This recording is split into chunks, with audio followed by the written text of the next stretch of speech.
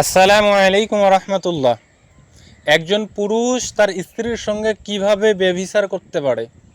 বিষয়টা খুব আশ্চর্যজনক যে বিবাহ করার পর সাধারণত স্ত্রী হালাল হয়ে যায়, কিন্তু এই ঘটনাটা একটু ব্যতিক্রম।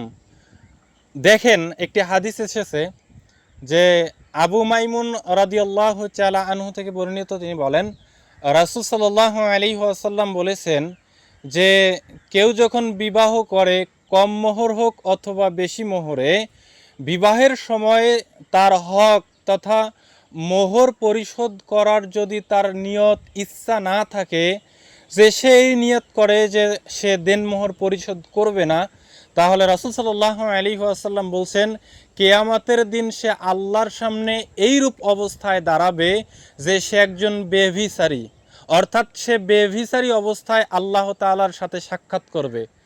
আলবানী রাহিমাহুল্লাহ এই হাদিসটিকে সহি বলেছেন। অতএব আপনি বিবাহ করতেছেন, 5 লক্ষ 7 লক্ষ যত টাকাই আপনি দেনমোহর দেন, 10,000 টাকাই দেন, সেটা বড় কথা নয়। অবশ্যই দেনমোহর বাঁধার আগে এই নিয়ত করতে হবে যে আপনি দেনমোহর পরিশোধ করবেন।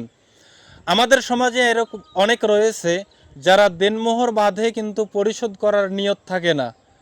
আশা করি আপনারা এই বিষয়টি জেনে সামনে আপনার এই ভুল ত্রুটিগুলো সংশোধন করে নিয়ে সামনের পথ চলবেন। আল্লাহ তাআলা আমাদের তৌফিক দান করুক। আল্লাহুম্মা আমিন। আসসালামু আলাইকুম রহমতুল্লাহ।